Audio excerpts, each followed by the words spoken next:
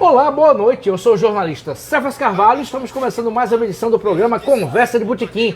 Toda sexta-feira em um bar ou restaurante de Natal, Parnamirim ou alguma cidade do Rio Grande do Norte, uma entrevista, na verdade um bate-papo descontraído e informal com alguém que faz algo relevante no Rio Grande do Norte em Natal. E o que pode haver de mais relevante nesse momento histórico do que o jornalismo independente? É o caso do nosso entrevistado de hoje. Estou aqui com o jornalista Hugo Vieira, a quem eu vou saudar. Hugo Vieira, bem-vindo ao Conversa de Botequim. Grande Cefas Carvalho, olha, fazia tempo que eu queria participar do seu programa, Conversa de Botequim, já acompanhei já algumas edições lá no Bardalos, é a primeira vez que eu estou aqui no Mestiço, é um prazer, um espaço maravilhoso, todo mundo convidado, um abraço para sua audiência aí no Facebook, nas redes sociais, que sempre acompanha você nesse projeto maravilhoso, amigo, todas suas ordens, viu? Oba, vamos lá. Agora você manda em mim. Oba, que maravilha, vamos lá. Pegue lá uma batata frita, por favor. Traga aí, campeão. Tô brincando, é uma brincadeira, viu? Eu e Hugo fomos companheiros de trabalho, a gente vai falar sobre isso também. Hugo é uma das revelações já há um bom tempo do jornalismo potiguar, o jornalismo independente, progressista, tem muita história para contar e vai ser um papo bem bacana. Vou fazer aqueles velhos lembretes. O programa é 100% interativo. Nós estamos num bar em pleno funcionamento, que é o Mestiços Bar Espaço Cultural, aqui na antiga Rua do Salso, em Ponta Negra. Nós temos o apoio logístico de Josué Santos e Jaime Dias, nós temos produção, filmagem e mídias sociais de Natália Chagas, e quem quiser vir para Mestiços, vem para cá, depois tem show de Ângelo Angolano. E quem está assistindo pelo Facebook, Cefas Carvalho, pode e deve fazer comentários e perguntas pro Hugo. Com certeza. Hugo vai responder. Mande bronca aqui. aí, arrocha nó. E pode fazer qualquer pergunta. O que quiser. Pronto, o Hugo aguenta. Eu aguento. Eu aguento. Isso, eu sei que você aguenta. Hugo, um monte de pergunta pra você, bate-papo vai ser bom, mas eu vou manter a tradição do programa. A primeira pergunta é sobre como a pessoa começou naquilo que ela se tornou. No seu caso, jornalista independente. Fala como é que foi sua infância.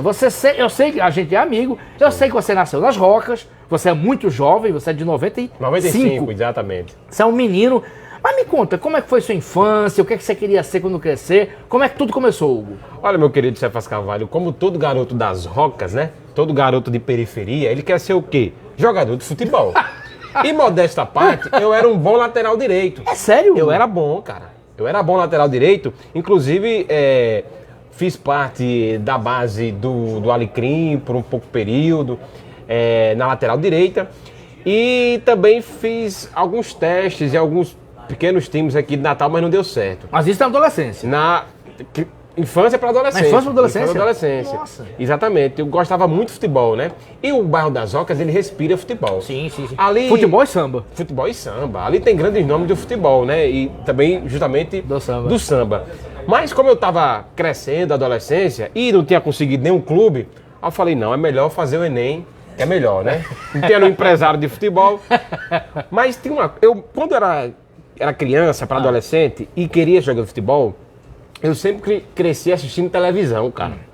E eu sou da geração que cresceu nos anos 2000, né? E uma coisa doida que me marcou muito foi aquela guerra do Iraque, cara. Eu assistia com meu tio numa rede, né? Ele usava um facão para se coçar. Eu numa rede, esperando o Jornal Nacional começar para ver a cobertura da guerra do Iraque, cara. Isso você criança ainda? Criança, eu ficava, bicho, esses repórteres são doidos, mano. Os caras estão lá em Bagdá, né? Os caras não falam a língua dos caras e estão no meio do tiroteio. E naquela época a TV usava muito imagem da CNN e tal, né? Os canais estrangeiros, e eu ficava impressionado com aquilo. E eu falei, olha, se eu não for jogar futebol, eu quero ser igual a esses caras. Nossa, eu quero ser jornalista igual a esses caras. Repórter de guerra. Repórter de guerra. Era o que entrava na minha cabeça. Aí eu fui crescendo e tal, não deu certo o futebol, fiz o Enem, passei para jornalismo. E na minha primeira aula de jornalismo na UFRN, eu tive minha primeira grande decepção. Na primeira aula. Na primeira aula, eu cheguei, fui apresentar, o professor fez uma brincadeira e disse o seguinte: cada um vai subir na cadeira e vai falar por que escolheu a profissão de jornalismo, por que quer cursar jornalismo, né? Aí chegou a minha vez, eu subi na cadeira, no meio de todo mundo, eu calouro, né? Morro de vergonha. Mas sempre fui desenrolado, falar e tal. Aí eu disse, eu quero ser jornalista porque eu quero cobrir guerras. Aí o professor, ei, desça. Pode descer. Você não vai fazer isso não. Porque vai ser a coisa mais triste do mundo que você vai fazer na vida. Você vai sofrer, você vai ver gente morrendo, você vai ver gente passando fome, você vai ver crianças em situações terríveis. Ele entrou na minha mente. E aí eu falei... Mas ele levou a sério, né? Ele levou a sério. E ele tem total razão. Porque o que eu queria ser um correspondente de guerra, e pelo que a gente acompanha, pelo que a gente estuda no curso de jornalismo, todos os correspondentes de guerras vivos, eles têm trauma, têm depressão. Alguns suicidaram. Né? Exatamente, tem depressão, né? Então isso me marcou muito. Mas eu não desisti de jornalismo. Pra mim, eu fiquei tocado com o fato do professor levar a sério. Ele levou a sério e ele tinha total razão. Eu agradeço a ele. Muitos dos nossos colegas jornalistas entram no curso de jornalismo para ser assessor do TRE. Exatamente. Assessor do TJ. Eu sempre gostei de reportagem. Repórter de guerra. Repórter de guerra e sempre gostei de reportagem. Não fui repórter de guerra, mas cobri por 5 anos, né? Em TVs aqui. Na verdade foi mais, né? Mas trabalhar algumas TVs aqui é quase uma guerra, né? É uma guerra. E eu cobri, por exemplo, o Cefas Carvalho. Quando eu entrei na TV Universitária, em 2017, minha primeira matéria foi uma reportagem policial. Eu passei 8 anos cobrindo polícia, né? Desde o estágio até a área profissional cobrindo polícia. E minha primeira matéria marcou muito, porque era no meio daquela crise de 2017, quando o governo do Rio Grande do Norte estava abandonado, né? Pelo então governador Robson, e a polícia estava em greve, cara. E faltou um repórter, eu fui escalado, e aí eu fui lá no batalhão, primeiro batalhão no bairro da Ribeira, e de repente a viatura, para os caras trabalhar, tava pneu furado, os caras não tinham almoço no dia. Aquilo me marcou muito, me deixou muito triste, né? Ver aqueles trabalhadores ali, que são policiais trabalhadores, né? Trabalhadores. Sem o mínimo para trabalhar. E de greve, eles de braços cruzados mesmo. E foi minha primeira matéria logo a policial, foi um ramo que eu trilhei por 8 anos aí seguidos. Nossa. E deu para ver muita coisa nesse ramo de matéria policial. Que bacana. E foi assim que eu cheguei no jornalismo. Hugo, vamos resumida, né? Isso, a gente vai voltar para esse assunto específico, mas vamos voltar para a linha temporal. Na sua infância, você tinha acesso a livros, você lia, você era curioso, como era a sua relação com a leitura, que é uma porta, né, para o jornalismo. Tudo bem, o jornalismo também pode ser falado, mas também é escrito.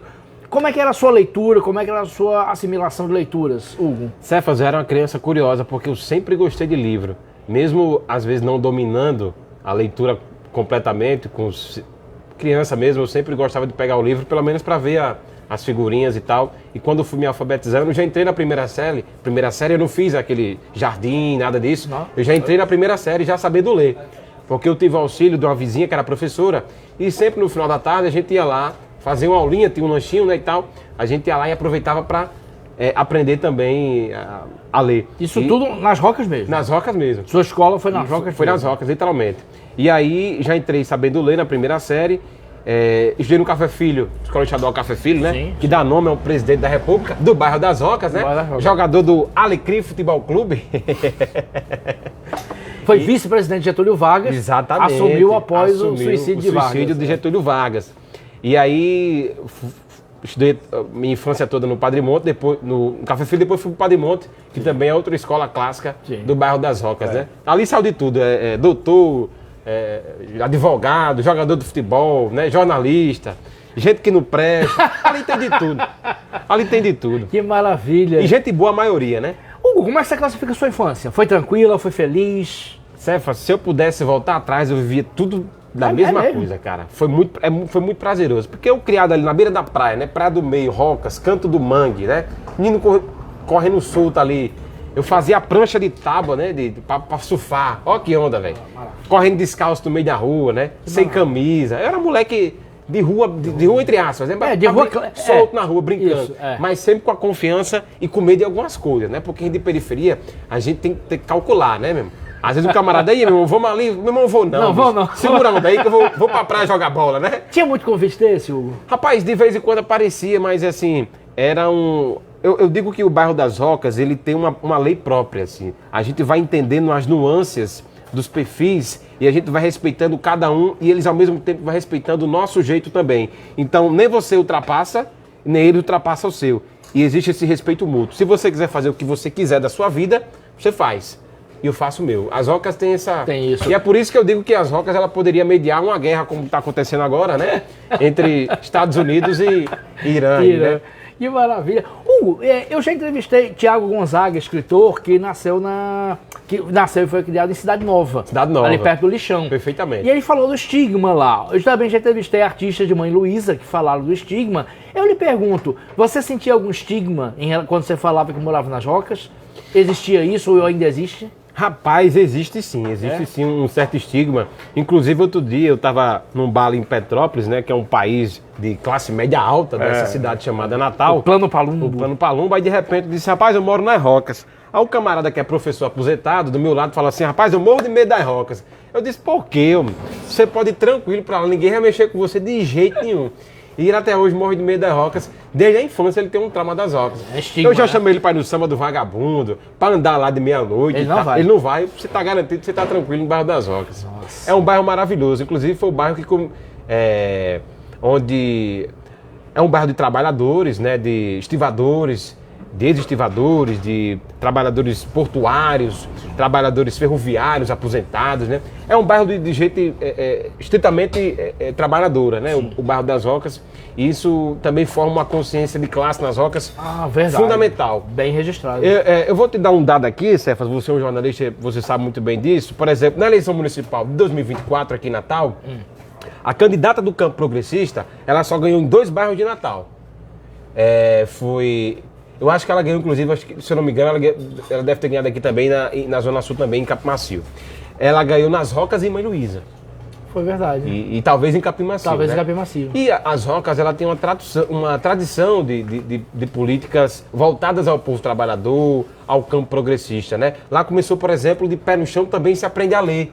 Do grande natalense que foi Djalma Maranhão. Sim. Que com acampamentos, né, de palha de coqueiro, fazia escolas ali. Inclusive, o primeiro acampamento do Pé no Chão se aprender a ler foi uma escola Café Filho, né? Foi mesmo. Do Café Filho. E lá se alfabetizava crianças, adolescentes, e de noite era o pessoal adulto, né? Lá nos anos 60, mas infelizmente os golpistas acabaram com esse sonho, né?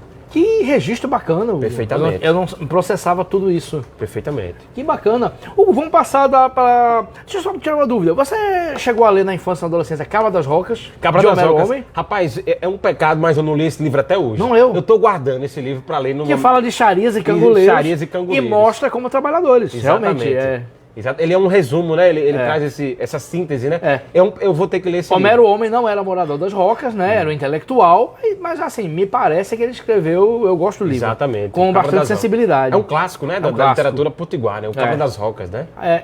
Com alcance nacional. Nacional. Foi lançado pela coleção Vagalume. Perfeito. Que maravilha. Maravilha.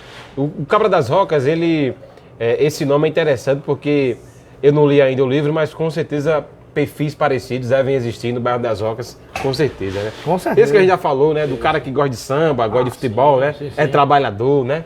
Gosta de tomar uma de vez em quando. Isso. E gosta de estudar, gosta de ler. O protagonista quer ser jogador de futebol. Exatamente. E o pai dele é marinheiro, demora pra chegar. Pescador, aí Matou a demora pra charada. chegar. Matou a charada. Esse é o típico Cabra das Rocas. Hugo, vamos falar de adolescência. Aí chegou a adolescência, você começou a se preparar, entrou na universidade. Antes da gente chegar na universidade, no curso de jornalismo, Sim. você era adolescente, eu ia perguntar se é tímido, mas você é desenrolado. Você era adolescente desenrolado, você era namorador, paquerador, conversava com todo mundo, já era um pré-jornalista. Como é que foi sua adolescência? Rapaz, você sabe que adolescente é bicho complicado, né? E a minha adolescência eu teve algumas fases. Por exemplo, quando eu tava tentando ainda, saindo da infância para adolescência e buscando ser jogador de futebol, eu era mais moleque de ficar na rua, batendo bola e tal, fazer presepada com os outros meninos, né? E também dividir isso com a curiosidade dos livros. Mas teve um período da minha adolescência, já entrando aí no final do ensino fundamental, né? Já pro ensino médio, que eu fiquei um pouco sério, assim. Aí eu entrei de cabeça nos livros, cara. Bacana. Eu entrei de cabeça, eu lia muito, etc. Comecei com coisa de ficção, né? Que adolescente gosta disso mesmo, de ficção. E aí eu fiquei mais reservado, assim. Tanto que eu ganhei um apelido curioso, né? Eu peguei a série do Harry Potter pra ler, os 7 livros assim em seguida. Aí os caras passavam lá em casa e me chamavam pra bater bola. Hugo, vamos jogar bola, pô, meu irmão. Eu vou, não, pô, eu tô lendo, macho.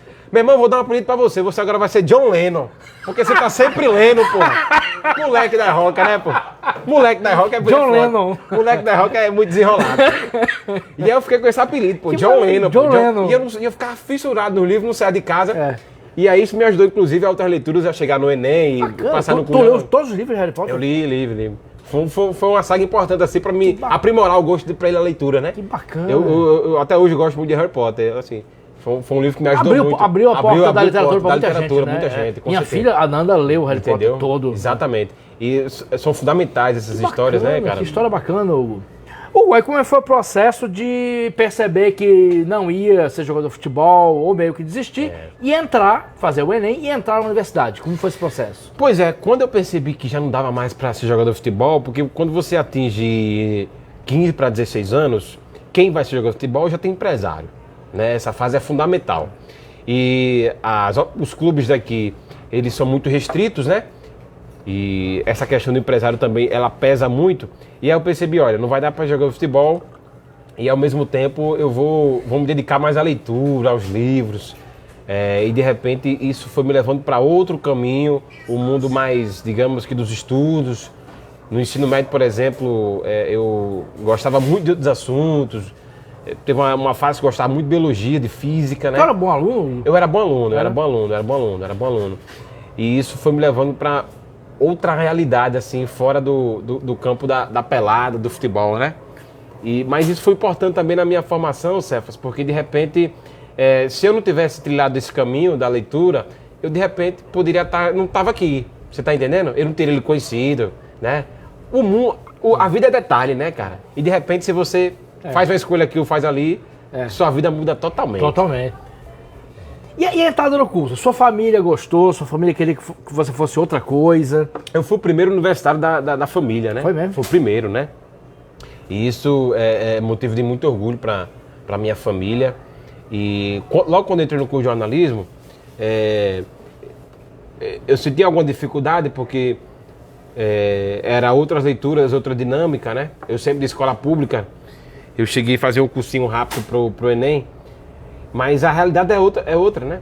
As universidades do Brasil, elas são feitas para quem já tem uma certa bagagem, né, Cefas? E o cabra das rocas, ele se lasca, né? Bem registrado isso. Mas, de repente, a Universidade Federal do Rio Grande do Norte, ela é uma mãe, ela me acolheu de uma forma tão generosa que eu sou grato até hoje à universidade. E dentro do curso, eu tive que começar logo a trabalhar, né? Sim. Tive que logo buscar uma bolsa na TV universitária e passei nos testes da TV universitária, comecei como produtor e virei repórter logo em seguida e tive uma experiência também no mesmo período no Potiguar Notícias, né? Onde a gente trabalhou em conjunto e foi muito legal essa experiência na UFRN. O curso de jornalismo, eu estava no início e eu tive uma professora no ensino médio de teatro, no Padre Monte, no terceiro ano do ensino médio. Nina, essa professora, é jornalista de formação e deu um curso pra gente de teatro no Arte e Ação, que era um projeto da Casa da Ribeira, do nosso amigo Henrique Fontes, que já deve ter vindo aqui, né? Não, mas tá na lista já. Grande Henrique Fontes. Aquele cara, ele é uma joia em Natal, viu? É maravilhoso. Você sabe dramaturgo, diretor e ator. Você sabe, Cefas, que a arte ela tem um poder de mudar a vida da gente, né, cara? Sim. Quando eu fiz teatro dentro do Arte e Ação, no Padre Monte, nas Rocas, eu aprendi um pouco de teatro, um pouco de fotografia. Pedro Fiuza, um grande diretor. Esse foi entrevistado. Grande diretor, né? Um grande produtor e diretor. Fotógrafo. Esse cara manja muito. Um abraço, Pedro Fiuza. Esse cara, ele foi meu professor também dentro do projeto Arte e Ação e nos mostrou experiências cinematográficas. Isso me fez apaixonar ainda mais pela arte, pelo cinema, pela fotografia, pelo esse universo da comunicação, né? Bacana. E são esses detalhes, são essas pessoas que mudam a nossa vida, sabe? Exatamente. Tá entendendo, camarada? Bem registrado. Pô. Que bacana. É bom demais. Aí você já na universidade, fala sobre a experiência na TV universitária. TV universitária, pois é, eu tive na universidade, eu comecei na TV universitária em 2017. Em 2017 eu comecei como produtor na TV universitária e de repente, Cefas, foi uma escola para mim também, a TV universitária, porque ali a base de como se fazer um telejornal, por exemplo, da Globo, da Record, um telejornal padrão que você assiste na CNN. Lá é a escola, sabe, do telejornalismo potiguar. Sim. É a TV universitária. Tive grandes professores lá. Aí eu já mencionei a breve história aqui da primeira matéria, né? Que foi quando a greve da Polícia Militar. E essa matéria foi fantástica para mim, porque ela foi um choque de realidade. Ela me mostrou como é o mundo. E eu lembrei da minha professora Nina, lá do Padre Mundo, que falou assim. Eu perguntei, professora, eu tô pensando em cursar jornalismo, porque o futebol não tá dando certo. Aí ela disse, Hugo, eu vou lhe dizer uma coisa. Ela não falava com esse sotaque, porque ela é de São Paulo, né? Eu vou lhe dizer uma coisa. Você não vai aprender a ser jornalista na faculdade. Você vai aprender a ser jornalista na rua. Aí eu fiquei com aquilo na minha cabeça. Eu fiquei, peraí, se eu vou pra faculdade para aprender jornalista, eu vou aprender na rua. Então eu vou logo para a Rua da Roca aqui falar de buraco, né? Falar aí das broncas aí da Roca. Aí depois que eu entrei na faculdade e virei repórter de rua, eu entendi. Ela tinha razão, cara. Ela tinha razão. Porque algumas coisas você vai absorver depois que você vive aquilo. Você, de fato, aprende a ser jornalista na rua, né? Dando plantão na porta de delegacia, dando plantão em porta de hospital, esperando a coletiva de imprensa do governador, né? E é isso que nos ensina a ter a paciência do jornalismo, né? E foi assim que eu aprendi a ser jornalista na TV universitária, na rua. Na rua. E essa parte de cobrir polícia parece que é fundamental, né? Eu também... Hugo, na Gazeta do Oeste em Mossoró, o mês eu era repórter de cidade e de cultura. Então de cultura eu fazia matéria com artista. Eu sei. Vital Faria chegava em Mossoró, eu fazia matéria. O repórter de polícia, Shaolin, Isaías Garcia, tirou férias e foi pro Ceará. Aí você segurou a onda. Um mês cobrindo polícia. Um mês que valeu por um ano. Cara, é fundamental. Assim, muda você, né? Cobrir polícia. Totalmente. Eu acho que todo repórter ele tem que cobrir Tem que cobrir polícia. Pelo menos, igual você, pelo menos um mês. É porque em polícia você vê tudo. Você vê o ordenamento jurídico, você vê as questões, as divisões sociais que existem na sociedade. Você vê o cara que chega na delegacia com dinheiro e chega o camarada, às vezes, pé de chinelo, que furtou uns fios. Policial mandando o repórter bater. Policial... Pode bater nesse. Exatamente. Fizeram, não, pode bater. Bate. Aí, eu não peguei essa fase, mas eu já ouvi comentários que tinha... Eu peguei isso. Foi uma luta para eu dizer, não quero não brigar. Exatamente. E assim, cara, é um universo muito complexo, tá? Por exemplo, quando eu cobri 7, 8 anos de matérias policiais, eu sempre fui muito respeitoso com as pessoas presas. Eu nunca chamei o cara de vagabundo, nunca nunca apedrejei o cara, nunca botei o cara... O cara às vezes chegava com um negocinho de maconha na delegacia, meu irmão, eu não vou fazer matéria de um camarada desse, bicho. Ei, abaixa a câmera aí, pô. Não vamos não, pô. O cara melado, tomou uma, chegou... Por mais que seja irresponsável, sabe? Mas às vezes é um cara que trabalha e de repente... eu não vou botar o cara... Só bebeu. Eu não vou botar o cara na televisão por causa disso, né? A depender da circunstância também. Tem circunstâncias que vale a pena o cara meter, porque às vezes, né? Pra dar o exemplo, né? Isso. Aí de repente, Cefas, nesse ramo da reportagem policial, eu aprendi muita coisa e eu vi que... não é preto no branco não, tá? Existem várias nuances aí e às vezes muito complexas e sensíveis também, né? Sim. Você vê também que, por exemplo, a questão do crime organizado, a gente se fala muito hoje na questão das facções criminosas, né? Mas o crime organizado ele é muito mais amplo, né, cara? O exemplo das facções é só um exemplo, mas o crime organizado ele é diverso, né? Sim. Você tem máfia, você tem milícia, né? Tem todo tipo de... E isso eu aprendi dentro do universo cobrindo polícia, que é um tema bem denso, Dá pra falar horas desse assunto. Horas, é um tema bem denso. Depois eu vou voltar a linha temporal e pros outros recortes, mas deixa eu lhe perguntar, você já viu alguma situação muito delicada ou muito estranha como repórter de polícia? Cefas, cara, você fala estranho assim no sentido de... Inusitada, talvez até engraçada. Engraçado. Pois é, eu já vi alguns episódios engraçados assim, mas pelo fato deles serem engraçados, eu evitava fazer, sabe, cara? Mas que você viveu, que não foi necessariamente pro ar. Pro ar, né? Cara, eu de fato agora não lembro aqui um episódio engraçado, assim, mas teve outros episódios que me marcaram. Por exemplo? Que não são inusitados, né? Mas me marcaram como pessoa, assim, e me marca até hoje que eu tenho algumas lembranças dessas matérias. Eu vou até mudar o clima agora. Uma vez eu eu fui fazer uma matéria em São José de Mipibu. Era uma hora dessa, aí uma fonte minha aqui, um policial disse, rapaz, encontraram um corpo ali em São José de Mipibu, numa área de mata, mata baixa assim, é de uma mulher que estava desaparecida. Ela tinha acabado de sair do trabalho. Ela trabalha num posto de combustível, né? Morava perto, aí saiu do posto, foi andando para casa, né? E numa BR à noite, né? Aí de repente, quando eu cheguei nesse local de crime, né, Cefas, eu me deparei com um campo, parecia um pântano, assim, bem baixo, assim, como se lá, na época de chuva, alagasse tudo, sabe? Sim. E eu fiquei imaginando aquela cena ali, era escuro, não tinha um candeeiro, não tinha nada, era um breu geral. A única luz era do giroflex da polícia e do ITEP, lá na frente, sabe? E eu fiquei lembrando daquilo, parecia uma cena daqueles filmes, sabe, americano, onde o corpo é encontrado assim no meio da noite, sabe? Seven, Zodíaco. Bicho, eu fiquei, meu irmão, velho, o negócio é sério mesmo. E de repente eu fiquei tão, assim, impactado com aquilo, mas, assim, dias depois o cara que cometeu o crime contra a mulher foi preso, sabe? São cenas assim que me marcam, né? Você conseguiu fazer a matéria? Consegui fazer. São cenas que me marcam, assim, porque essa área, minha experiência foi mais nessa área, né? Me marcaram muito. Mas eu me considero, assim, bem, modesta à parte, bem diverso, assim, porque hoje eu faço assessoria política, isso, né? Hoje eu faço assessoria política, então é outro campo, mas no Potiguar Notícias a gente lidava muito com política, né? E foi uma coisa que também digamos que me ensinou muito, né? A escrever texto de matéria política, etc e tal, né? Às vezes política e polícia se misturam, mas são editorias diferentes. Entrevistar políticos também, né? Saber os campos ali, quem pensa X, quem pensa, né? E isso faz parte da minha formação como jornalista, sabe? Que bacana.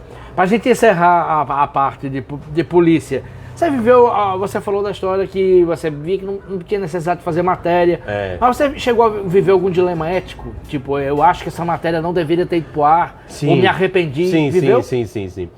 Teve um cara que ele trabalha com cannabis aqui em Natal, e eu acho que era antes dessas decisões agora do Supremo Tribunal Federal, que permite o camarada ter 40 gramas e plantar, parece que é dois pezinhos, é um pé, né? Sim. E teve um camarada que ele tinha uma plantação em casa de maconha para fins medicinais. E de repente a polícia prendeu esse cara. Disseram, meu Deus, eu tava ao vivo. Com papinha, olha que onda que onda, velho. Com papinha, meu irmão. Grande Ciro Robson. Ei, o bicho bota pra torar. Que às vezes é polêmico, o bicho bota pra torar. Passa do ponto. Aí de repente chegou esse camarada na delegacia, cheio de pé de maconha.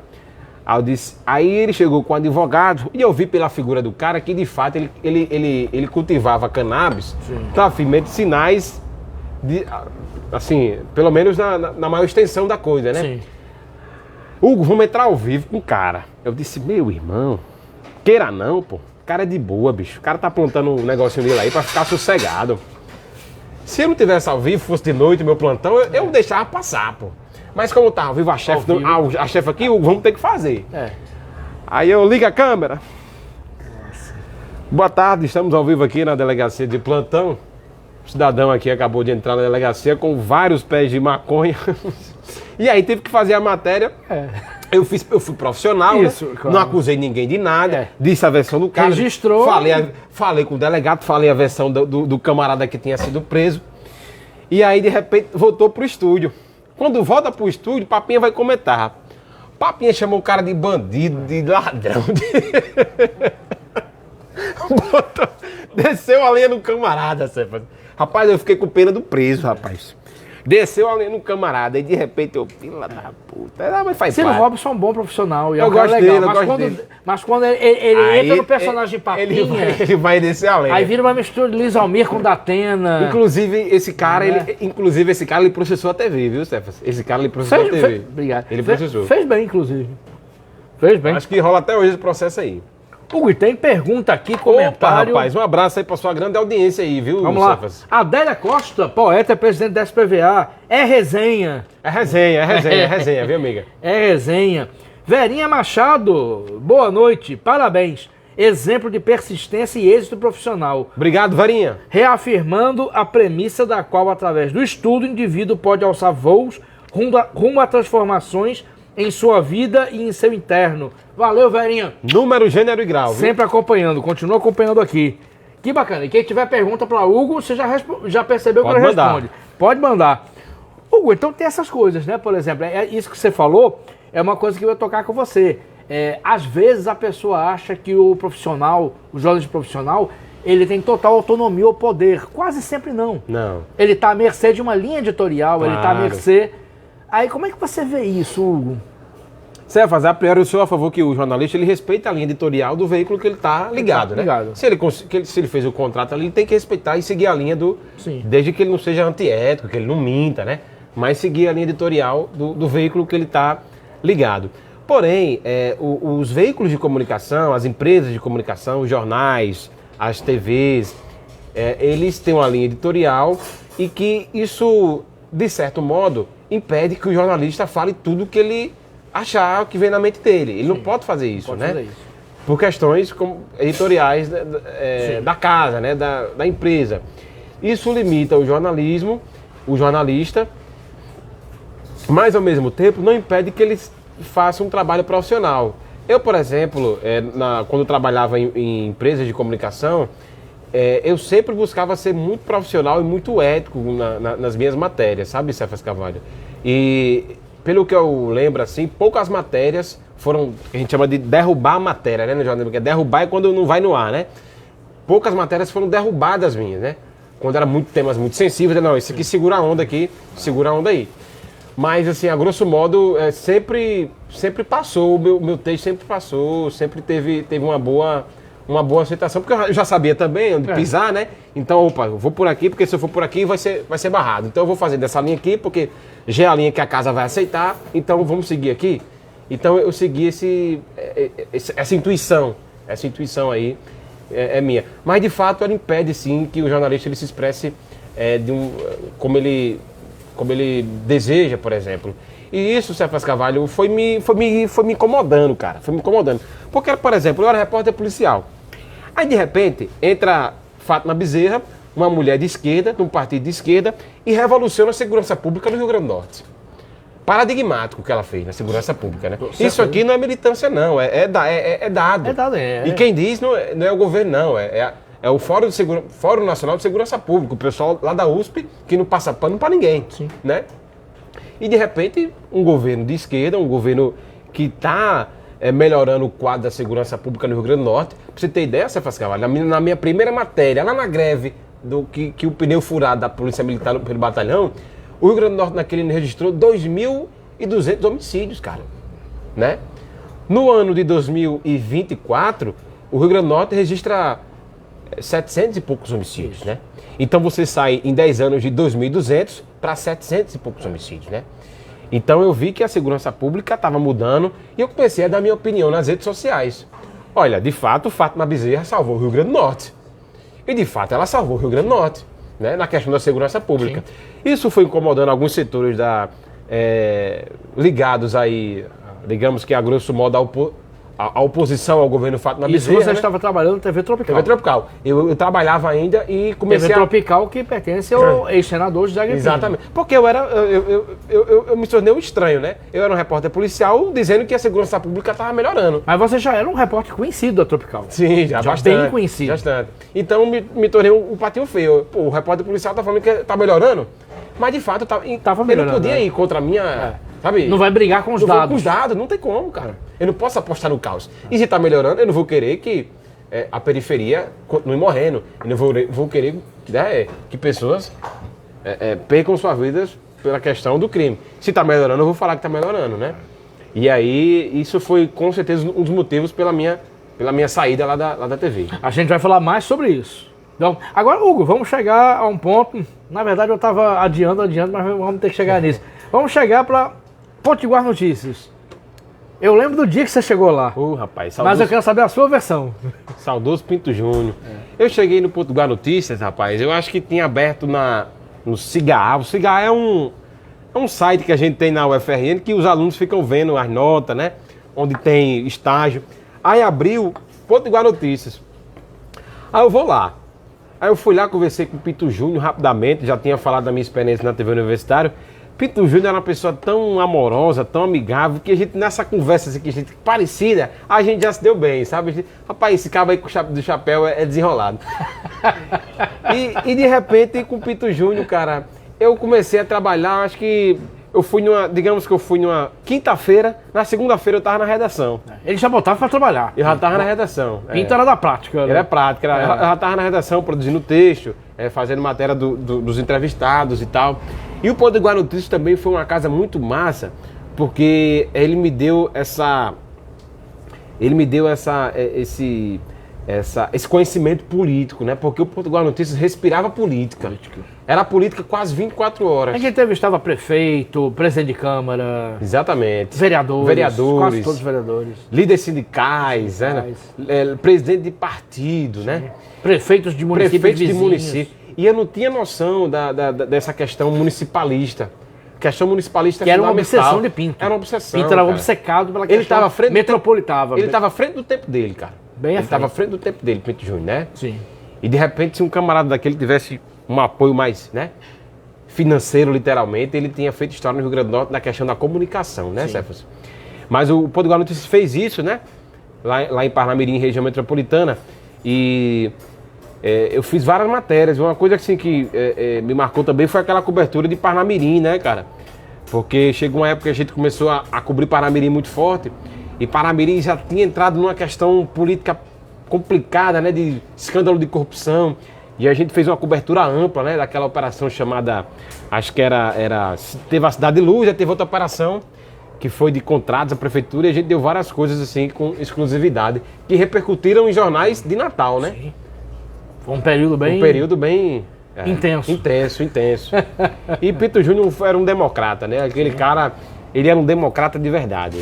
Ele só tenho a agradecer a figura do Pinto Júnior. Era um ótimo chefe de equipe. E confiava no meu trabalho, viu, Sérgio? Obrigado. E confiava no meu trabalho. Não tinha frescura com chapéu.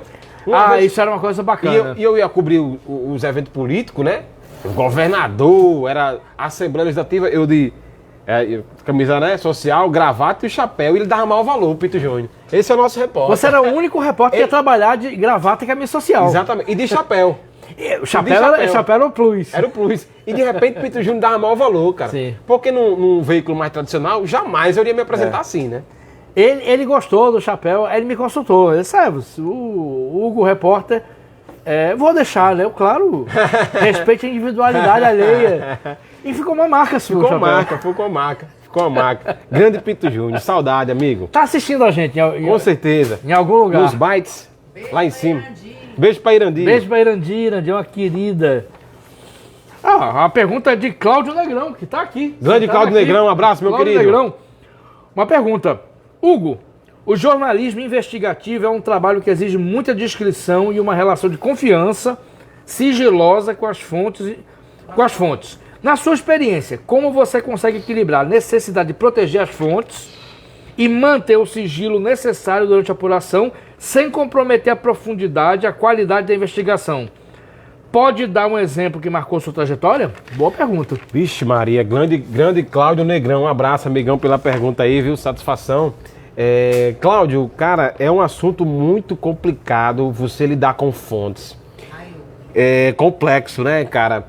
Por exemplo, no campo político, a minha relação com as fontes, elas eram, entre aspas, mais tranquilas, porque eram temas que eram, obviamente, de interesse público, mas que, ao mesmo tempo, não traziam riscos imediatos a alguém. Sim. Riscos físicos, literalmente, né? Que na pauta policial traz risco. Eu vou entrar nesse aspecto, né? Vamos lá. Quando você cobre polícia, cara, e você lida com fontes, né? Aí é um tema muito mais complexo. Porque você tem que preservar aquela pessoa 100%, cara. 100%. E assim, seria até indelicado da minha parte falar aqui, citar algum tipo de situação, porque eu estaria revelando a fonte, né? Mas, cara, eu já tive situações de estar dentro do carro. Sim. E, por exemplo, vou dar um exemplo.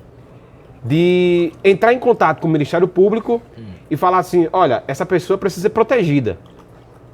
Entendeu? Ela precisa ser protegida porque ela corre risco, literalmente, de vida, né?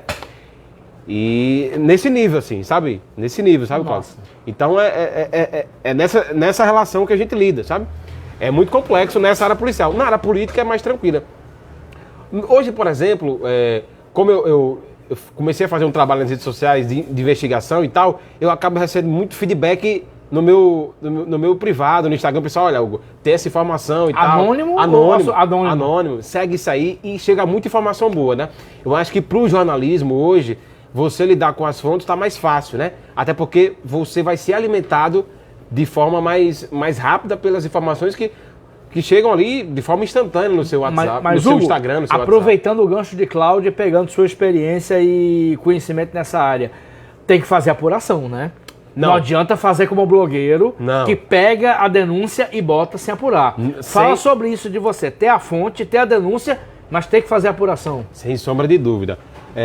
A apuração ela é fundamental para a gente checar a informação se da fonte ela é verídica, né? Sim. E o jornalismo ele lida, acima de tudo, Cefas, com isso aqui, ó, cara, com um documento, sabe? A fonte às vezes chega para você, Cláudio, e fala, olha, tem uma informação de que tá tendo corrupção aí no órgão X. Aí você fala, é mesmo, cara? Me dê as informações.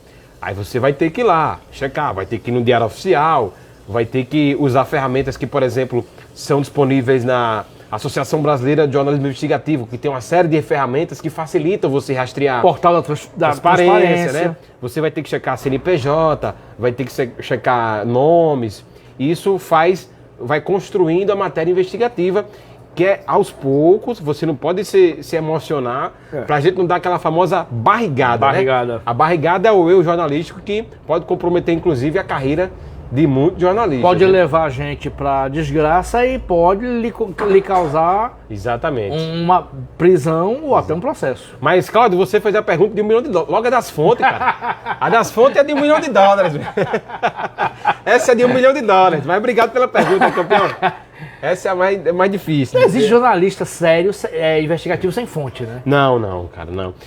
E o jornalismo investigativo, o jornalismo em geral, ele sofre um ataque, né? Você veja, Cefas Carvalho, que, por exemplo, vou pegar um exemplo que vem de cima para baixo. Nos Estados Unidos, por exemplo, a gente tem um grande jornal chamado The Washington Post, que é um jornal que cobre os Estados Unidos e a capital federal americana, né? Que foi quem desvendou a questão de Nixon, que obrigou a renúncia de Nixon nos anos 70. Watergate, que tá no né? filme Todos os Homens do Presidente. Fantástico esse filme, fantástico. É uma das minhas inspirações jornalísticas, né? Que é só com fontes, né? Eles lidam com fontes. É um filme, assim, totalmente... Que é o Garganta Profunda. O filme não tem ação nenhuma. Não, filme, é só fonte. É um filme linear, né? Só fonte.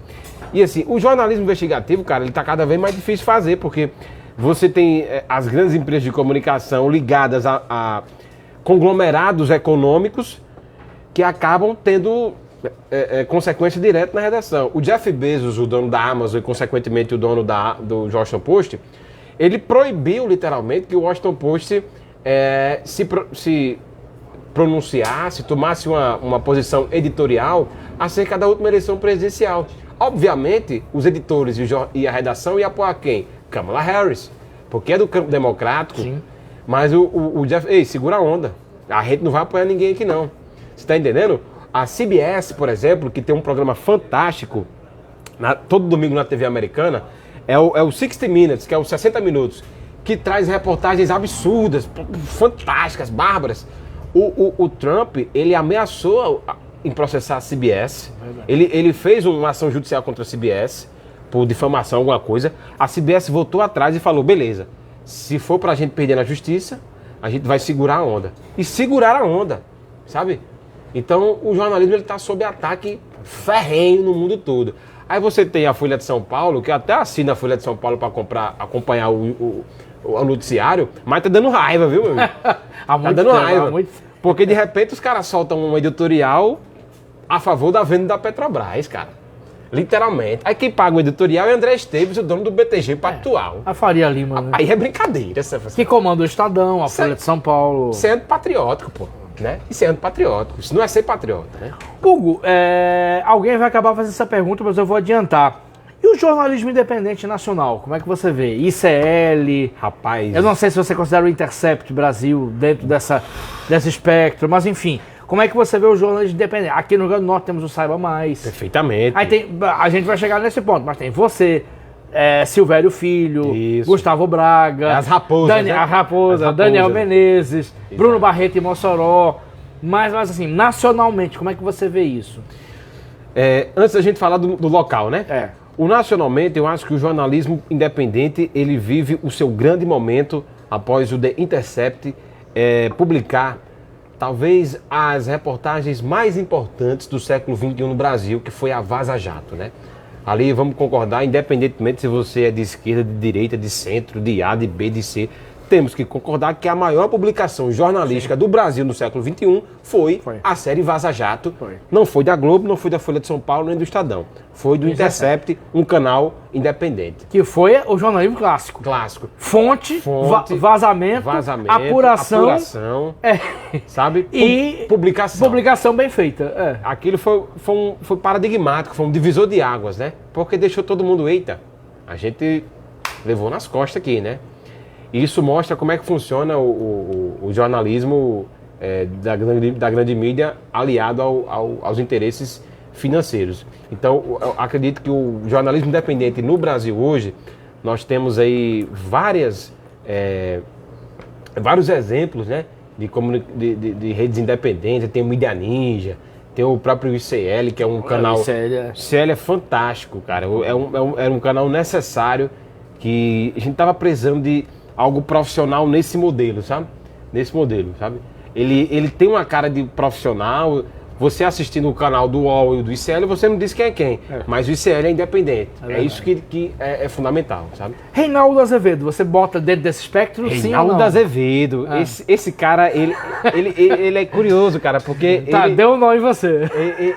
Ele é um cara que conversava muito bem com a gente aqui de repente. Ele fumava um cigarro, porque ele fuma, né? Ele fuma pra caramba. Reinaldo Azevedo, eu era leitor de Reinaldo Azevedo quando ele era da Veja ainda, cara. Ele tinha aquela coluna na Veja. Eu, já no final do ensino médio, né, eu lia o blog dele na Veja e concordava com algumas coisas dele, porque eu não tinha consciência política que eu tenho hoje, eu era um adolescente, né? Claro. Rapaz, esse maluco fala umas coisas que é certo e tal, sobre o mensalão e tal, né? Mas Reinaldo Azevedo, ele caiu assim, ele levou um banho de água fria, né, cara, durante a Operação Lava Jato. Porque ele também foi vítima da Lava Jato. Sim. Você sabe que a Polícia Federal, e vou nem culpar a instituição, porque a Polícia Federal é uma instituição séria, né? Mas alguns criminosos que estavam na Polícia Federal, liderados pelo Moro, outro bandido também, vazou conversa de Reinaldo Azevedo com a irmã de Aécio Neves, conversando sobre poema, cara. Era um poema, ele tinha mandado um poema, acho que era de Guimarães Rosa. Um vazamento seletivo, né? Seletivo, só pra queimar o cara, pessoa, porque ele já estava metendo pau na Lava Jato, de forma coerente. Aí a Lava Jato, vamos passar Reinaldo Azevedo. Grampeia ele geral aí e lança as conversas dele com a irmã de Aécio Neves. Porque Aécio Neves também estava enrolado na Lava Jato. Sim. Pra você ver a malícia dos caras, né? Pra me queimar, aí vão pegar uma conversa minha com um terceiro, porque é ligado a político. Exatamente. Olha que máfia, velho. Tá entendendo, meu irmão? E aí eu comecei a admirar Reinaldo Azevedo quando ele caiu na real. Eu acredito que ele seja um democrata. Ele é um cara necessário e vai apoiar o campo democrático em 2026 também. Perfeito. Vamos chegar agora, depois a gente volta para outras nuances e outros recortes, mas vamos chegar agora no jornalismo independente. Hugo, quando você saiu da Tropical, eu vi que você começou a fazer... Collabs, né? Collabs, começou a vídeos. Independentes. Você é muito articulado, você é muito carismático. Aí, de repente, aquilo se casou muito com o que Silvério já fazia, com o que Daniel Menezes já fazia. E, assim, para mim, a felicidade virou uma coisa... Marco-íris. Eu ia dizer uma coisa coletiva. Virou Marco-íris. Como é que foi isso tudo, Hugo? E como é que você vê isso? Cefas, foi um encontro maravilhoso dessas figuras aí que você citou, né? O Daniel Menezes, do Potiguar, o Raposinho, o Silvério Filho, que já fazia essa comunicação, a Daniele Freire, né? Aí você tem também o Abner, cara, Abner Lima, grande Abner Lima, uma figura fundamental no nosso jornalismo. E a gente se encontrou, a gente não marcou para se encontrar. A gente tava com a mesma angústia, assim, sabe? A gente precisava falar o que ninguém tava falando. Porque você olhava para um lado, olhava para o outro, poxa vida, tá todo mundo tapando os olhos aqui para uma situação e esse vácuo precisa ser preenchido. E essas pautas se convergem para a gente falar dos mesmos temas, para a gente fazer colaborações nos nossos Instagrams, né? Por exemplo, eu faço a matéria, eu marco o Barreto, marco o Raposinha, marco o Abner, e eles aceitam e viram uma voz só. E a gente troca muita ideia, troca muita informação, e nós temos essa ideia de fomentar ainda mais essa ideia desse jornalismo independente, combativo. Claro que não é fácil, né?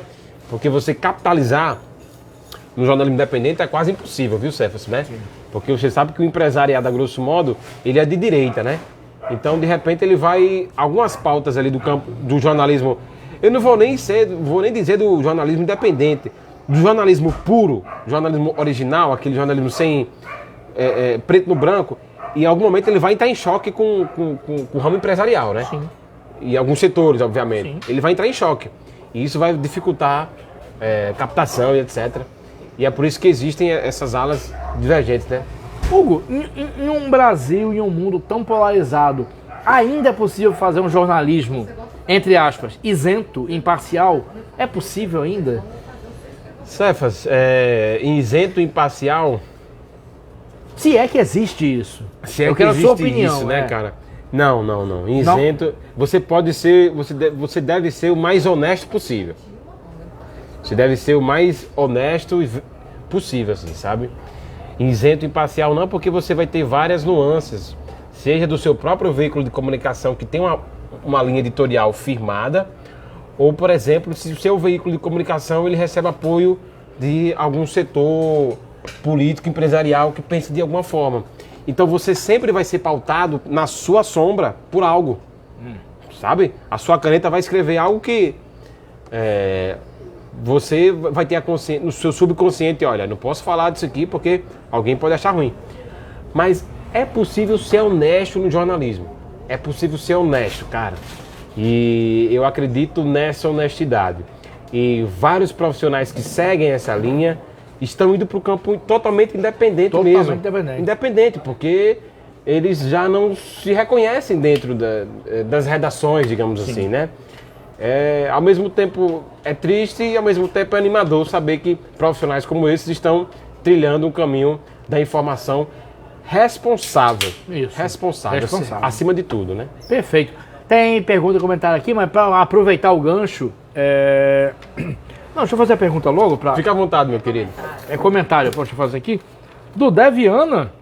Do Deviana. Grande do Deviana. Isso, já foi entrevistado. Eu fiz uma reportagem documental, eu chamo de micronarrativa, né? Eu fiz uma micronarrativa com o do Deviana, cara. Fantástica. Foi mesmo? Esse cara que é de Caraúbas, né? Eu estive em Caraúbas ano passado. Um abraço. Ele é escritor também. Ele escreveu sobre... Deviana, um abraço, meu querido. Deus abençoe, viu? Fica à vontade, Cefas. Você sabe que ele é primo de Valdetário Carneiro. Sim, exatamente. Perfeito. História fantástica. Bate-papo com muitas informações precisas. Parabéns, Cefas Carvalho, e parabéns, Hugo Vieira.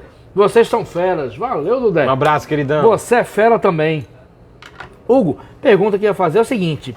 Você foi demitido da Tropical em um contexto de poucas semanas que Thiago Rebolo foi demitido, que Heitor Gregório foi demitido, enfim. Margot Ferreira foi demitido da CBN. Foi assim, 4, 5 jornalistas demitidos num curtíssimo espaço de tempo por posições.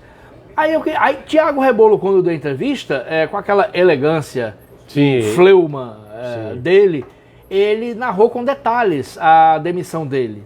Perfeito. Da rádio. Aí, de acordo com o que você quer dizer e pode dizer, claro, como é que foram os detalhes de sua saída da Tropical? Por você ter expressado Ângelo Angolano, daqui a pouco Ângelo Angolano aqui. Assim, porque você era um repórter em ascensão lá, o seu comentário não teve nada, como você disse, foi um registro que na gestão atual a segurança estava... Né? Melhorou de fato, né? Só isso. Conta, não precisa ser os detalhes, mas conta como se deu o processo, Hugo. Olha, Cefas Carvalho, primeiro foi em 2024, né? Foi logo após o período eleitoral. Mas antes do período eleitoral, eleição municipal, eu já estava fazendo alguns comentários. Eu fiz o primeiro comentário sobre Fátima Bezerra, atual governadora, falando que ela salvou o Rio Grande do Norte. Mas teve um segundo comentário que eu fiz, um segundo post, e esse aí foi o motivo da minha demissão, sem sombra de dúvida. Que eu falo o seguinte, cara, eu escrevo um texto, eu era repórter da TV ainda, E eu falo que Natália Bonavide, ela não podia, era impossível ela vencer a eleição municipal em Natal. Mas não por incompetência dela, mas porque as forças econômicas eram tão fortes contra ela que ela não tinha condições de vencer nunca aquela eleição. E não por incapacidade.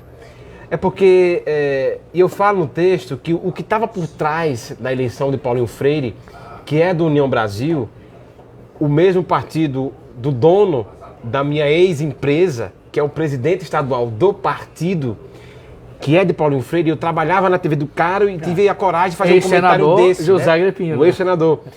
Que até eu gosto dele, é uma pessoa até pessoa educada. Eu não tenho nada Todo contra mundo ele. fala. Não tenho nada. José Agripino é uma pessoa educada. Gosto muito dele. E de repente eu falo, olha, ela não tinha condições de vencer porque o plano diretor em Natal falou mais alto, né? O ponto central da eleição em Natal foi o plano diretor e a divisão econômica disso. Quem vai ganhar com isso, quem vai lucrar com isso, tanto que no final do ano passado foi inaugurada na Câmara Municipal a bancada do prédio, a bancada ligada às empreiteiras, às construtoras, às incorporadoras, né? Então veja, onde que isso é uma linha contínua. Você vem desde o plano diretor, passa pela eleição municipal de Natal e vai cair nos movimentos especulatórios que existem em Natal hoje. Exatamente. Você está entendendo? Então, quando eu falo que Natália Bonavide não podia vencer, e meu post chega ao dono da empresa e ele visualiza isso, né?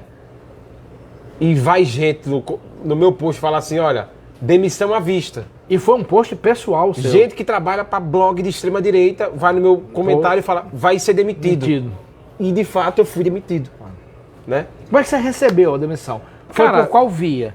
Você foi chamado para conversar? Vi empresa. E eles falam que foi, eles falam que foi corte, teve um blog que falou que foi comportamento meu, tá? Sabe? Mas foi por questão política. Puramente política. Como é que foi o impacto, Hugo, quando você percebeu, porra, tô demitido? Fiquei tranquilo. Acho que o jornalista, ele é jornalista sempre.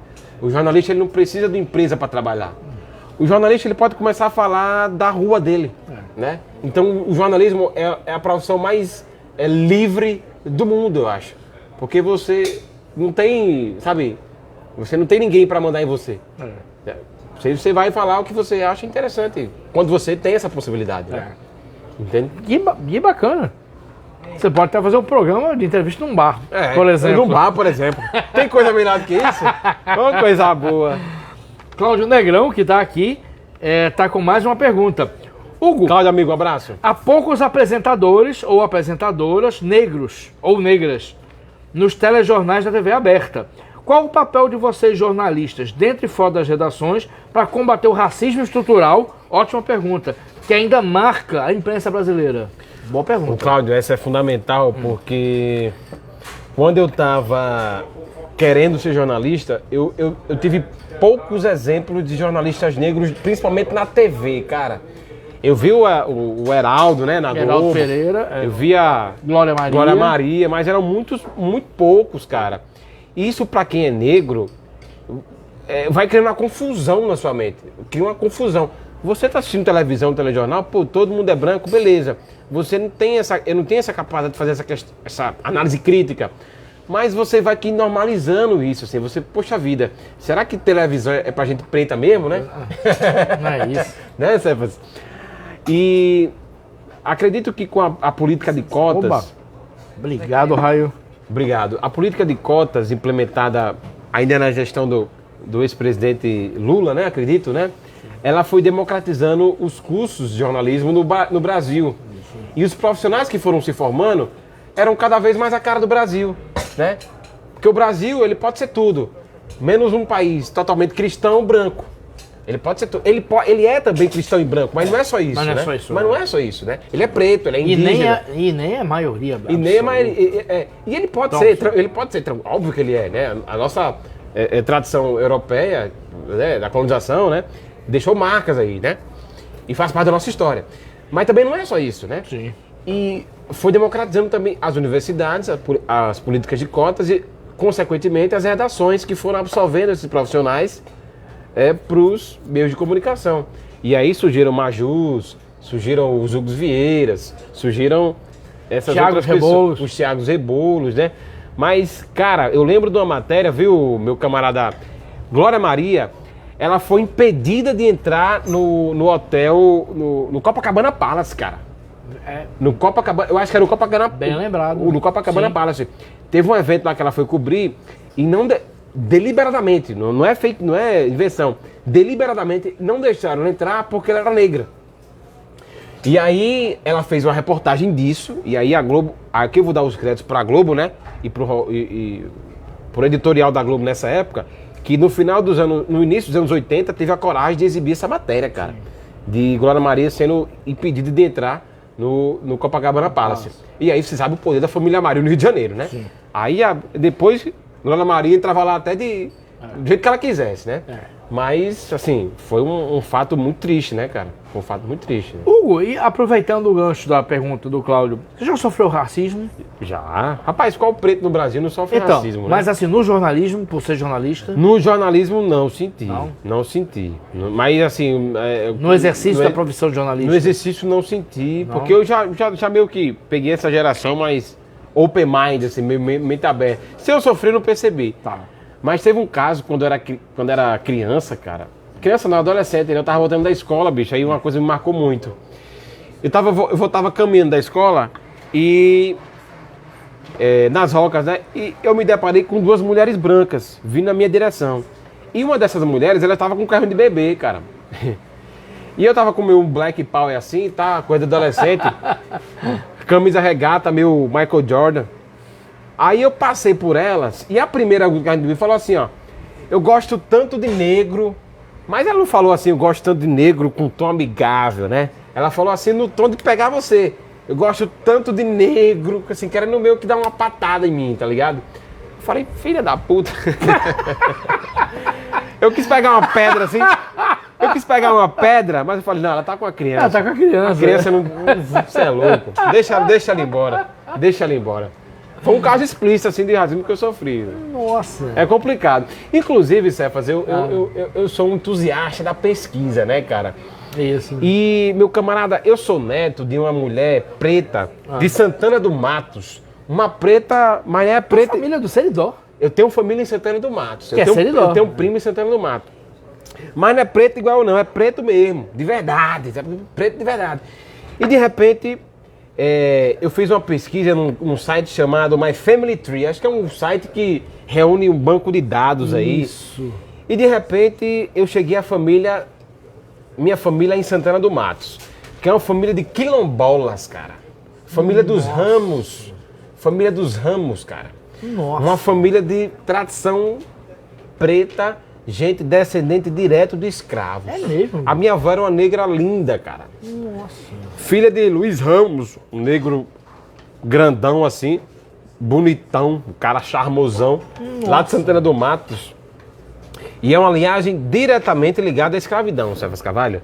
E isso me interessou a pesquisar sobre a própria escravidão no Rio Grande do Norte, que é algo tão triste, viu, Cefas? A gente tem pouca bibliografia sobre a escravidão no Rio Grande do Norte. Rapaz, não tem quase nada de pesquisa. Quase nada.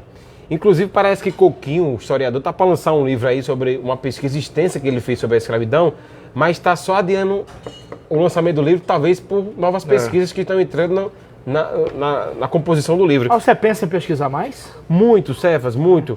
Eu, nas minhas pesquisas, assim, de forma espontânea, como entusiasta pesquisador, eu acabei descobrindo que existe um projeto na Universidade de Reese, no Texas, chamado Slave Voyages, que são viagens escravas, né? E ele reúne um banco de dados que reúne, cara, que são, se não me estiver enganado, são 6 milhões de viagens escravagistas. De navios. Os chamados navios negreiros. 6 milhões de viagens escravagistas da África para as Américas, né? E também para algumas partes pequenas da Europa. E aí, o único registro de um escravo negro que os pesquisadores identificaram que parou aqui no Rio Grande do Norte, ele encostou aqui no Rio Grande do Norte, é um navio chamado Minerva, que sai da Guiné, na África, um país, inclusive, que sofreu colonização portuguesa também, acho que dos franceses também, se eu não me estiver enganado. Tem a Guiné-Bissau, que é obviamente portuguesa, né? Sim. Mas também tem a Guiné, que também que é outro... que é equatorial. Que é outro país, né?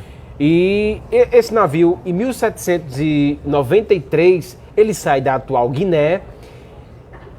Na verdade, ele sai de Pernambuco, vai a Guiné. Pernambuco tem um tráfico negreiro muito maior do que o Rio Grande do Norte, né? O Rio Grande do Norte existiu, mas não tão como Pernambuco, não como Salvador, como Maranhão. Pernambuco, né? tinha a economia muito mais... Isso, o açúcar. Aqui era mais pecuária, Isso, né? Isso, exatamente. E esse navio, ele sai de Pernambuco, o navio Minerva. Ele era comandado por um militar português. Ele sai de Pernambuco, vai até Guiné. Ele pega mais de 200 escravos, vem até o Rio Grande do Norte. 226 escravos são vendidos aqui no Rio Grande do Norte. E outros 14 vão até o então estado do Maranhão, né? Que era o Maranhão e Grão-Pará na época, que era meio que independente do Brasil, era comandado por Portugal. Então esse é o único registro de um navio negreiro no Rio Grande do Norte. Nossa. Assim, de forma pelo menos científica, né? Porque deve ter relatos oratórios. Mas esse né? tem documentos. Esse é comprovados. E eu vi o documento lá de fato, né? Foi? Eu abri o documento oficial da época, né? Quando o navio chegou no Maranhão, aí você tinha lá o histórico do navio, né? Sim. Naquela letra lá louca, né? Daquele português antigo, né? E tinha que veio de fato do Rio Grande do Norte. Do Rio Grande do Norte, onde deixou então, é algo 206 escravos. Então é algo escravizados. Perfeito. E é algo documentado, né? Nossa. É algo documentado. Então, continua essas pesquisas. É fundamental e assim, é impressionante, cara. Sim. E a escravidão no Rio Grande do Norte ela é pouquíssima falada, né? Ela é pouquíssima falada. Talvez pelo aspecto de que, pela a dinâmica econômica ter sido diferente, né? Mas claro que existiu sofrimento aqui também, né? Claro. E existe o núcleo quilombola em Parnamirim, existem núcleos quilombolas, Macaíba, né? Macaíba e Ceará-Mirim. Perfeitamente. Ceará-Mirim, inclusive, existe um bairro praticamente todo de ex-quilombolas. É uma pesquisa que vale a pena, viu, Hugo? Estou aqui botando minha força aqui para você continuar. Tem comentários aqui, então para a reta final. Estamos com quanto tempo, produção? 1 hora já de programa? Eu tinha ainda 58 perguntas para fazer. O William Medeiros, nosso amigo querido, jornalista. Meu grande William. William, grande jornalista. Hugo, já sofreu alguma ameaça ou violência atuando como jornalista? Rapaz, essa é boa, viu? Olha, ameaça, eu sofri uma intimidação, viu, William? Não foi uma ameaça direto. Eu estava cobrindo na época um grupo criminoso de alta periculosidade, tá? Alta periculosidade, com policiais militares envolvidos, né? Uma milícia, né? E de repente eu fui intimidado através de uma ligação telefônica, tá? E isso me deixou meio que em alerta, assim. Foi mesmo? Foi. Não foi muito assim, foi só uma tiração de onda, né? Aí querendo me intimidar, né? Mas foi o único episódio assim que sofri algum tipo de intimidação, né? Mas como eu sempre fui profissional e sempre confiei no meu trabalho, graças a Deus estão todos presos, né? E o William complementa. Como é que você vê essa questão no Brasil? Da intimidação de jornalistas. Não, no Rio de Janeiro isso acontece com muita frequência. Olha, meu caro William, no Brasil, ser jornalista investigativo é muito perigoso, cara. Principalmente se você cobre segurança pública, se você cobre questões de terra, se você cobre pesca ilegal, se você cobre crime organizado. Você tem o exemplo de Dom e Bruno, né? O jornalista inglês e o pesquisador Bruno, né? Foram mortos. Cara, a região mais perigosa no Brasil hoje para você trabalhar como jornalista independente é a Amazônia, cara. Os interesses do garimpo. É quase ali, uma terra sem lei. Cara, ali o garimpo ali é perigoso danado, cara. As instituições não conseguem abranger toda a área. Até porque a dinâmica do território, geográfica, de difícil Gilberto acesso. Dimenstein escreveu alguns livros sobre aquela região. Grande Dimenstein. Prostituição, já falecido. Prostituição. Aí você tem, nossa, tem muita coisa. Tem um garimpo, tem um próprio tráfico de drogas. Cara, é muito trash aquela região. E assim, eu só recomendo alguém cobrir aquela área quem tem muita confiança, muita informação e sabe onde pisa. Porque ali o jornalismo independente é perigoso demais. E Gilberto de Menstein cobriu com a Folha de São Paulo. Folha de São Paulo, né? A Folha de São Paulo bancou ele lá. Bancana. A gente tem para a reta final do programa, mas deixa eu fazer as considerações finais nas perguntas. Fica à vontade, amigo bom. Eu tinha um monte de pergunta para fazer ainda, Hugo. Mas antes da gente chegar nas considerações finais, já que a gente tem um tempinho aqui, Hugo, a gente está num momento político turbulentíssimo no Rio Grande do Norte. Verdade. Saíram pesquisas da qual uma Álvaro está bem na frente, a outra Alisson está bem na frente. Ao mesmo tempo, nós tivemos, por exemplo, no começo da semana, a informação que a governadora Fátima Bezerra não vai sair para o Senado. Ela não vai renunciar ao governo para ser candidata ao Senado, porque vai continuar devido a toda aquela história já anunciada pelo vice-governador Walter Alves. Você está acompanhando tudo isso, você trabalha em política. Como é que você está vendo essa pré-campanha quentíssima no Rio Grande do Norte, Hugo? Tá quente e ao mesmo tempo ela carece ainda de novos desdobramentos, né? Eu acho que tá muito cedo ainda pra gente começar a medir como é que vai ser o cenário final disso. E o prefeito de Mossoró, o Alisson Bezerra, ele tem vários problemas jurídicos, viu, Cefas? Sim. Teve uma operação Mederi, né, contra ele. Já há novos desdobramentos em andamento, tem investigação do Ministério Público Estadual contra o prefeito Alisson Mas Bezerra. que curiosamente não abalou ele com o eleitorado bolsonarense, né? Ele se faz muito bem. Ele se faz muito bem, porque ele sabe da gravidade da situação. Sim. E com certeza vai ter novos desdobramentos disso aí contra o prefeito de Mossoró. E isso vai levar ele a perder credibilidade com o eleitor dele, porque as pessoas vão saber quem é Alisson Bezerra. Alisson Bezerra, ele é o prefeito TikTok, né? Ele é o cara que se aparece muito bem na mídia, mas os bastidores de Alisson Bezerra, pelo que me chega, são sinistros. São sinistros, viu, Cefas?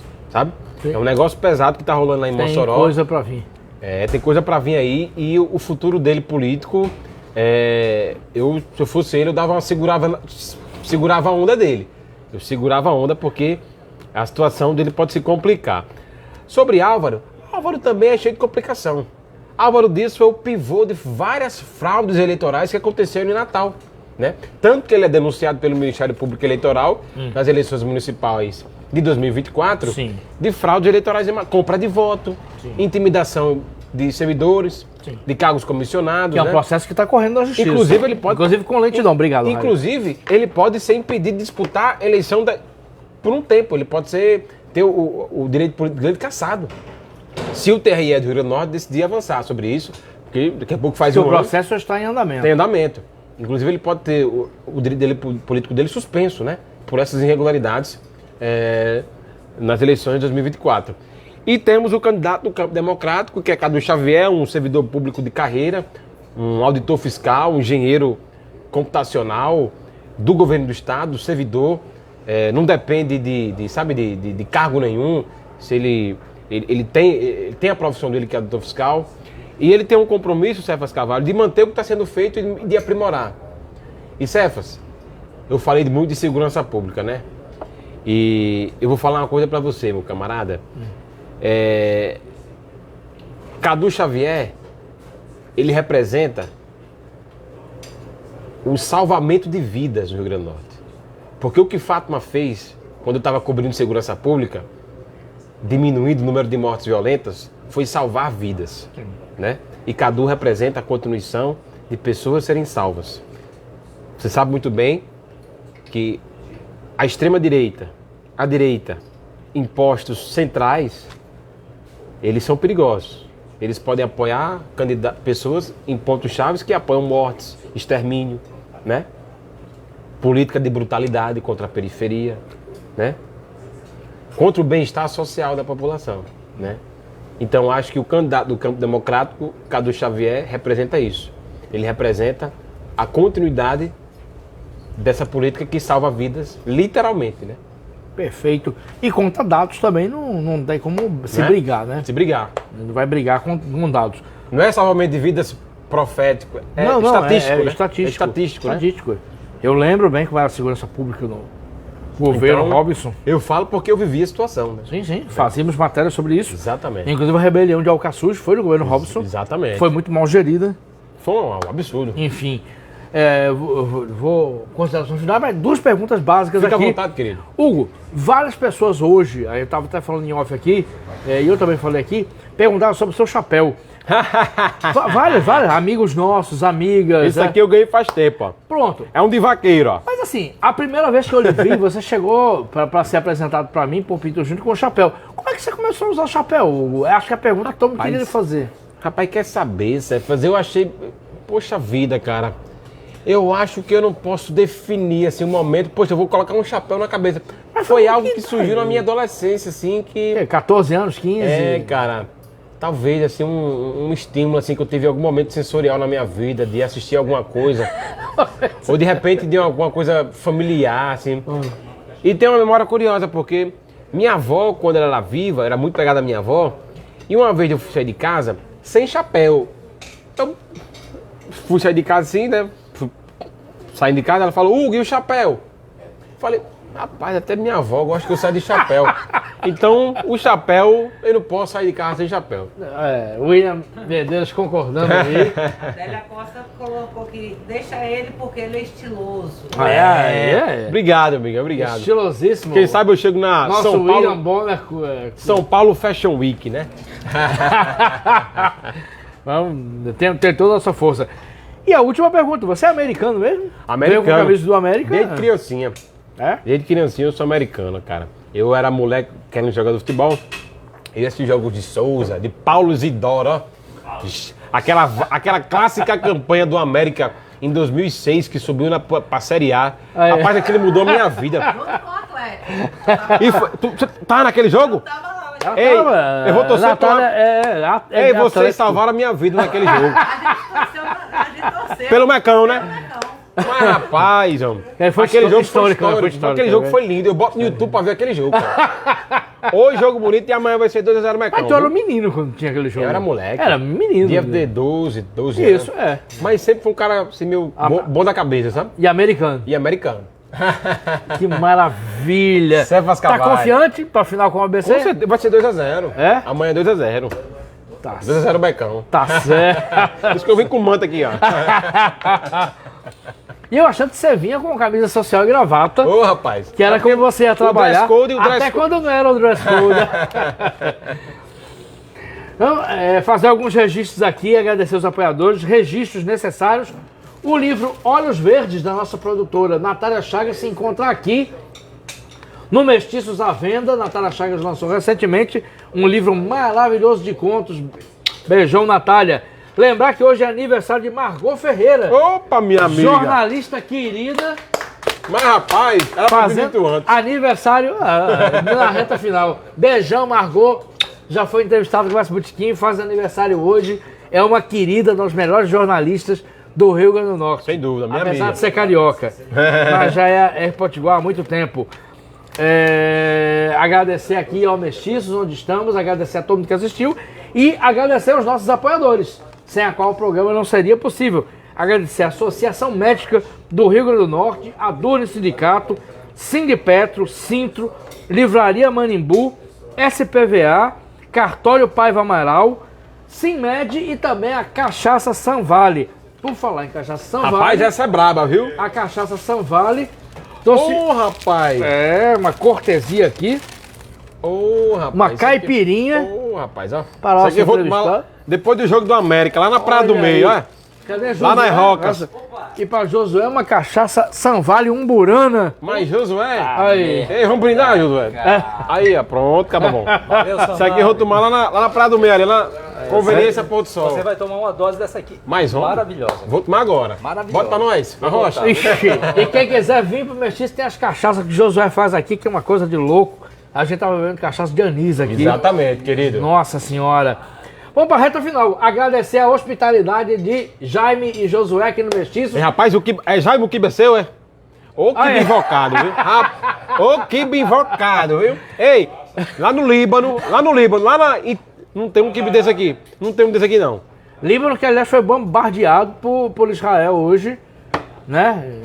Nossos protestos contra Lamentável. essa agressão de Israel aos Estados Unidos. Enfim, agradecer a Jaime e a Josué, como sempre, pela hospitalidade. Daqui a pouco, Ângelo Angolano, que já está aqui. tocando música brasileira e africana, sempre no showzaço. Agradecer a produção, filmagem, mídias sociais de Natália Chagas. Agradecer a todo mundo que está aqui. O William Bonner Medeiros aqui, Cláudio Negrão aqui, Raio sempre atendendo a gente aqui, sempre com muita simpatia. Todo mundo que disse que vai vir, tem gente que disse que vai vir para cá para dar um abraço em você. Opa, e agradecer o Hugo Vieira. Eu posso só pedir um favor ao nosso músico que vai se apresentar logo a seguir? Claro! Angolano, você é angolano? Rapaz, cante pelo menos uma música da amada, da eterna Cesária Évora. Essa cabo-verdiense. Olha, eu sou obrigado a fazer essa música cabo-verdiana sempre, porque principalmente se Simone estiver aqui, ela quer. É a Morna, Vamos ter Cesária Évora. A Morna. É a Cefas. infelizmente falecida, a cantora dos pés descalços. Exatamente, é. Maravilhosa. Hugo Vieira. Prazeraço, amigo bom. Muito bom, querido. Tuas ordens, viu? Tuas Oba, ordens, tuas vai ordens. ter outra conversa. Na hora, Vamos eu tô lá. aqui, na Uma hora. salva de palmas para Hugo Vieira. Valeu, os um abraço. jornalistas mais combativos. Obrigado a todas e todos que assistiram o programa. Fiquem ligados, na sexta que vem tem outro Conversa de Botequim. Até mais. Show.